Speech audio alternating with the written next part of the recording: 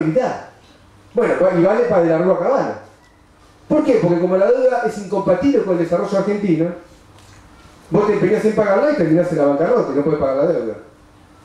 El gobierno de Néstor Kirchner empezó con la deuda del default. Hasta hoy está en default. Van 14 años y no porque no quieran pagar, pagaron todo y siguen en default. Entonces el gobierno armó lo que se llamó una reestructuración de la deuda. Y todo el mundo decía, ah, este gobierno se la quita. Vamos, Kirchner, carajo. No le pagamos al imperialismo, va. Dijimos que era un verso. Y se demostró que era un verso. Si uno va a los números, comprobará que la deuda externa, cuando fue el momento del default, era de 190.000 millones de dólares, me refiero al año 2001 más o menos. Hoy, espero mañana se verá mejor, hoy es 300.000. Así que, imagínense que quita mucho que hubo. Pero, después de la crisis y del default que se da la deuda, ocurre lo siguiente. El gobierno de Duhalde, que haga una especificación, le da a los bancos una compensación por esa especificación, le da bonos de deuda externa. Esos bonos Kirchner nunca los tocó. No fueron al default y lo pagó siempre. No hubo quita de esos bonos que Duhalde le dio a los bancos. Y eran, digamos, el 30% de la deuda externa. Nunca se tocó. El otro 30% a quién estaba más o menos dirigido. Eran a los organismos de crédito internacionales. Por ejemplo, FMI, Banco Mundial, Banco del BID, esos. Eso no solo que se pagó, sino que se pagó en efectivo. Cosa que no ha sido muy habitual en nadie. Es decir, el tipo dijo, basta el FMI, le pago la deuda. El FMI dijo, perfecto, la cobro. Me pagás todo un saque, la cobro. 10.000 millones de dólares de un saque. Eso fue un tercio. Y el tercio que solamente se reestructuró, es decir, de los 190.000, unos 65.000 más o menos, fue una quita módica. Y esa quita módica se dio en nuevos bonos, más lo que se llamó cupón PBI, que nadie sabía bien qué significaba en ese momento, pero el Partido Obrero con el cupón PBI tenía una especie de... Lo tenemos acá, que dice un valor cupón PBI. ¿Por qué? Porque el cupón PBI es un fraude al nivel de la famosa préstamo de la banca Brader bajo el gobierno de Rivadavia en 1826, no sé, más o menos por esta fecha. Le dieron a los banqueros un cupón, que era el siguiente: si Argentina crece más del 3,2%, pagamos un adicional por deuda. ¿Y por qué Argentina iba a crecer? Bueno, pues estaba tan hecha pelota que solo quedaba crecer.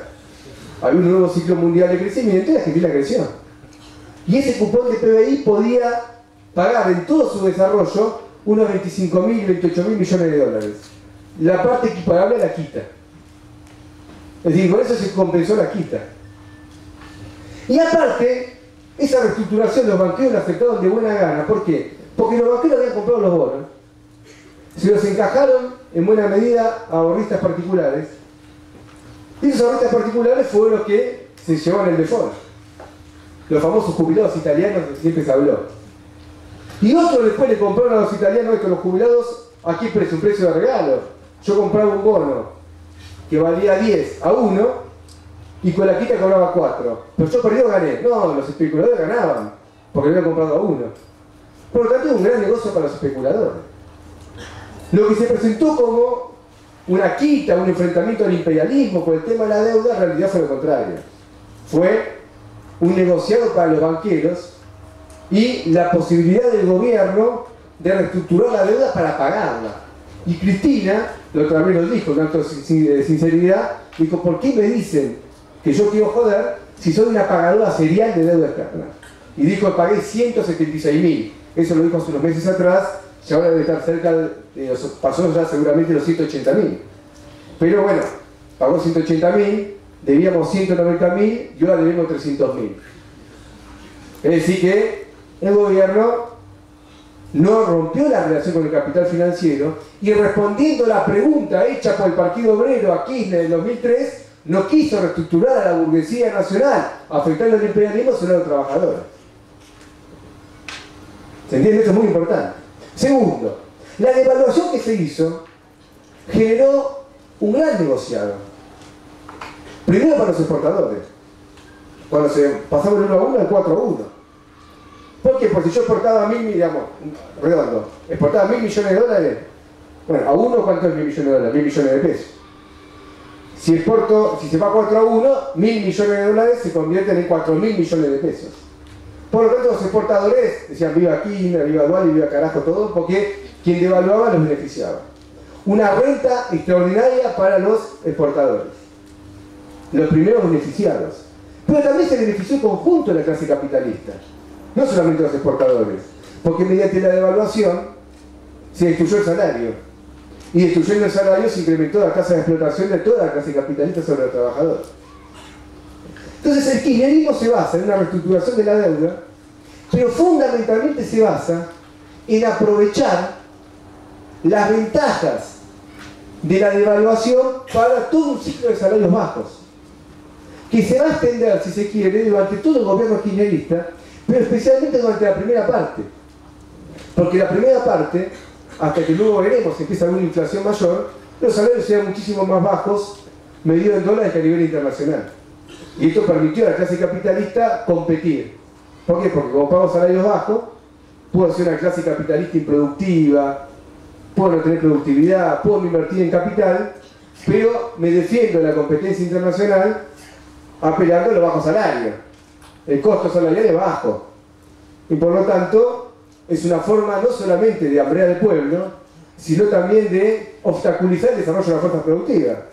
Porque se presenta como viable una rama del capital que no es viable si no fuese por los bajos salarios. En vez de invertir en capital, mayor productividad y desarrollar las fuerzas productivas, no se produce eso, sino que se mantiene, si se quiere, con una carpa de oxígeno. Y el oxígeno acá es el oxígeno de los obreros, y la sangre de los obreros, para mantener una clase capitalista. Esta es una política. Esto fue toda la orientación del kirchnerismo, durante toda una etapa. Lo que ocurre es que el kirchnerismo hizo algo, desde el punto de vista económico, que es relativamente inédito. Inédito porque es un salto al vacío. En la historia argentina, permítame, muchos gobiernos devaluaban. Es decir, no es solamente Cristina, pues che, Cristina, vos sola, parece que tenemos bronca a Cristina. No, no, muchos gobiernos. ¿Cuándo devaluaban los gobiernos?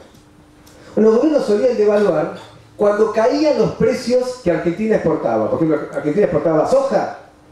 Bueno, si cae el precio de la soja a nivel mundial, Argentina devaluaba. El mecanismo que apuntaba a defender, al menos en pesos, el valor de los que se exportan. ¿Me entendido? No, no. Sean sinceros. ¿Sí? Bueno, no.